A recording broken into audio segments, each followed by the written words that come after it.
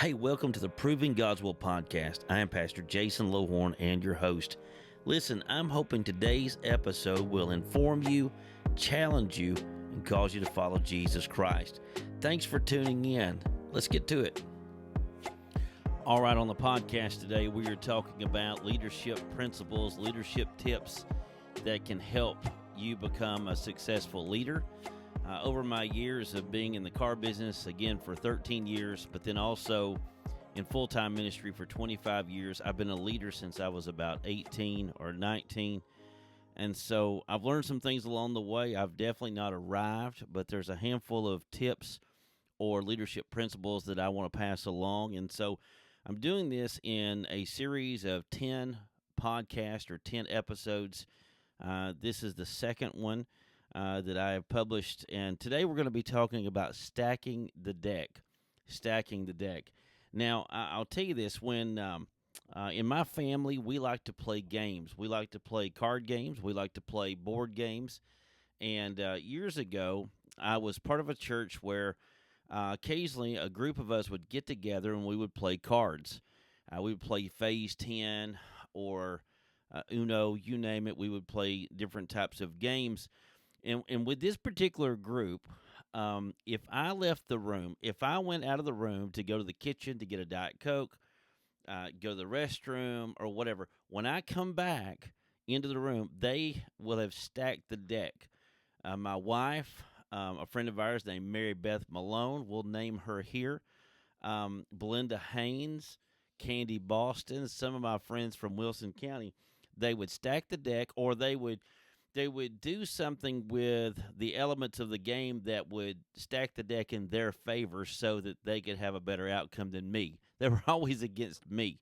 And so stacking the deck becomes something that I was aware of.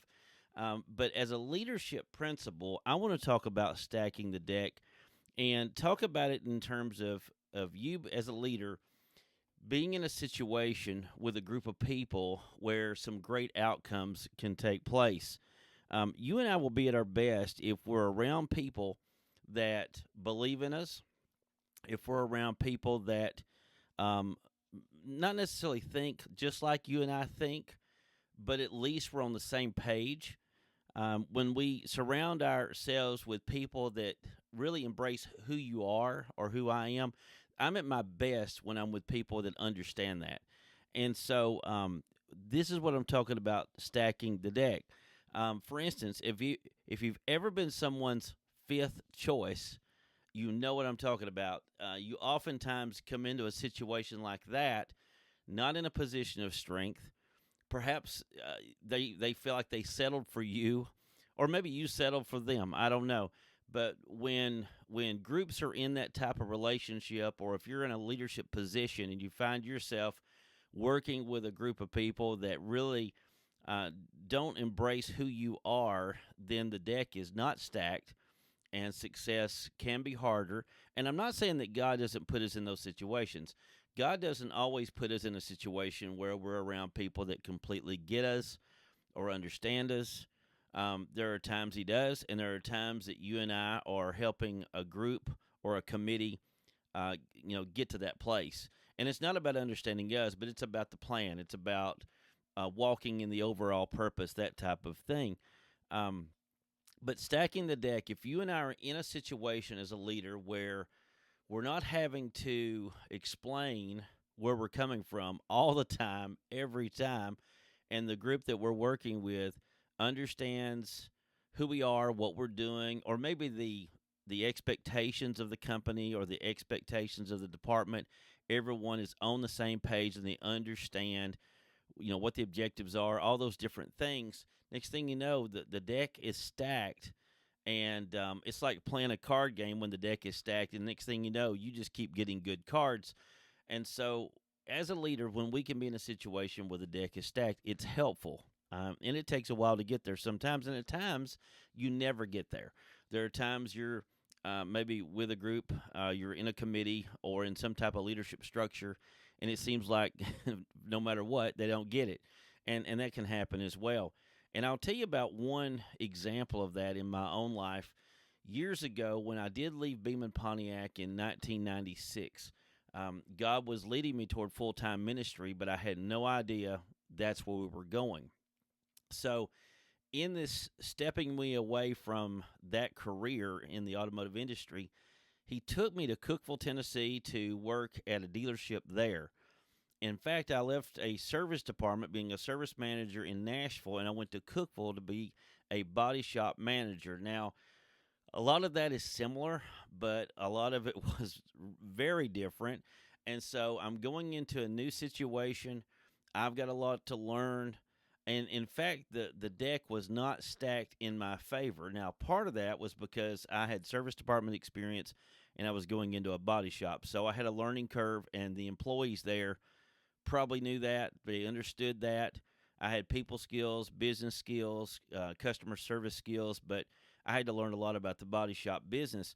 But as I got into that department, I found that the way I lived, the way I thought, the integrity that I was raised in, and the integrable leadership principles that were placed in me at Beeman Automotive Group, this particular dealership that I'm now working at in Cookeville did not want to operate that way. In fact, the employees were just right the opposite. They absolutely were so opposite of who I was.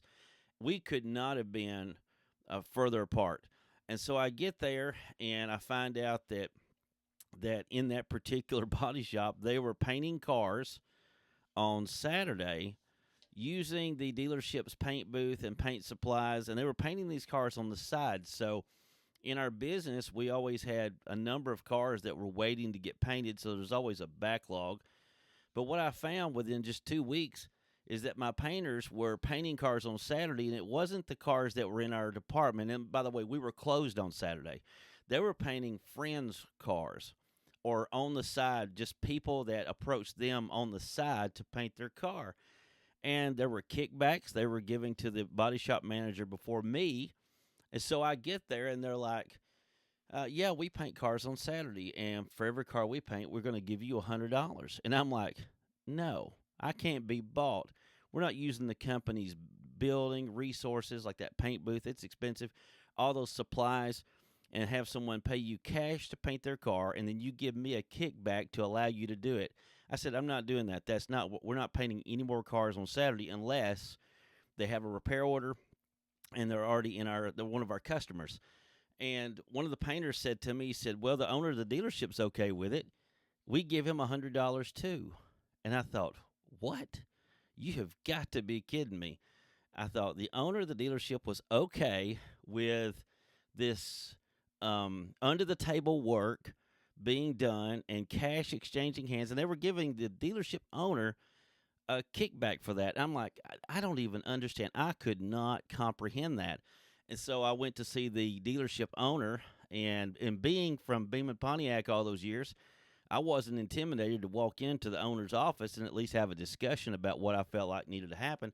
And I walked in there and I asked the owner, I said, hey, I told him what happened with the painters, and I told him what happened with these cars on Saturday. He looked at me and goes, so you don't want an extra $100 in your pocket every time they paint a car? I said, no. I'm not here to make money on the side. I said, I'm not here for some side hustle that's under the table that doesn't agree with our insurance coverage. There was so many problems with it. You know what I mean? There was so many problems with it. And so what I began to realize is that I'd walked into a situation where the deck was definitely not stacked for me or in my favor. It was stacked against me. And every time I turned around, no matter how I tried to play my cards, I was losing. No matter what I did, there was no way to get all of that department to come to where I was in terms of a leader or in terms of walking in integrity. And even the owner of the dealership was kind of out in left field. And I thought, you know what? I don't think I can work with these people. Now, they paid me well, and somebody would say, now, Jason, you telling me you can't just go get a paycheck somewhere? The answer is no.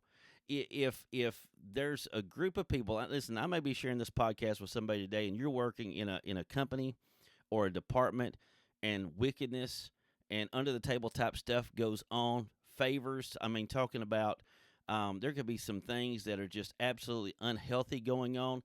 And because you make good money, you look the other way or you go along with it. I'm here today to say no. No, you need to live with a purpose in mind. You need to operate in the work environment with integrity. And you say, Brother Jason, what if it's the nature of the business and it just keeps going that way and I feel pressure to compromise my integrity? Then you're going to have to find something else to do. That's exactly what you're going to have to do.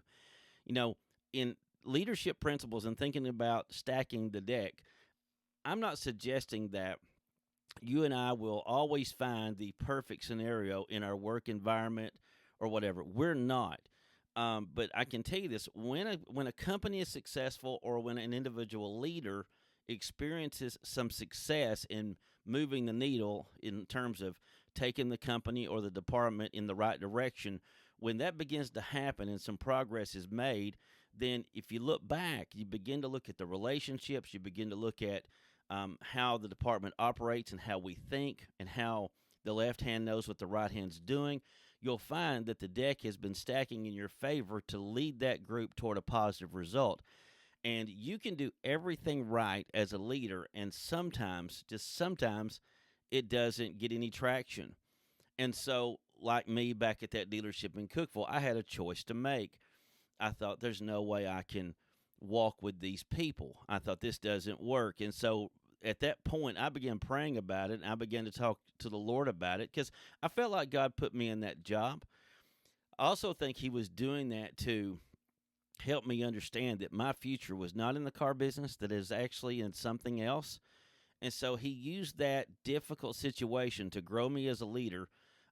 It was a test to see if I would stand on the Word of God and or if I would compromise. And mind you, back during those days, I was not someone that was picking up my Bible every day. That's not what I was doing. However, I was a Christian. I've been raised in a good way. I've been raised in the church. I had been someone that had always tried to walk in integrity. Certainly, the years at Beeman had invested in me, and so I wasn't a Bible thumper or anything like that when I was in Cookeville. But right was right, wrong was wrong, and there was no way I was going to be able to walk with those people. So I began praying about it, and I said, Lord, the deck is stacked against me here. There's no way I can work with these people.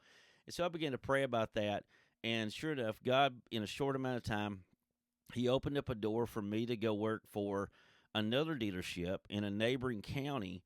And it turned out to be a great opportunity. And in fact, we were very like-minded. When I went to this other dealership, the way I looked at business, the way I viewed customer service and how we take care of the customer and how we take care of the employees too, the dealership embraced that. They said, that's who we are.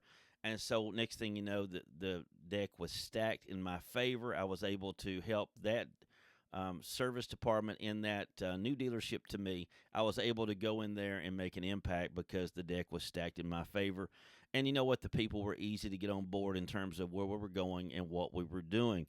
When a group like that wants what you're bringing to the table, you have a great chance of, knocking a dent in whatever it is you're trying to do. You have a great chance to see progress, to see the department go up, or make some improvements. A lot of great things can happen like that. In ministry, it's very similar as well. I moved to Ohio some years ago, and listen, in 25 years of being a pastor, I have pastored some churches that really understood what I was about, and I've pastored some churches that didn't get it. And so, and there's always a learning curve. People have to learn and understand and get to know the new leader, if there is a new leader, and maybe that's who you are. Maybe you're new where you're at. There's this learning curve where they have to get to know who you are. But I would just say this in terms of talking about leadership tips: don't compromise who you are. And that's another tip we'll get to in another episode. You've got to be authentic, and maybe that's where we go next in this podcast series. And it leads to stacking the deck. God sometimes puts you in a position to affect the trajectory of the whole group. And so you're not going to be able to do that if you compromise who you are. Now, not everything is an essential, so you have to be careful and not down a hill that's not essential.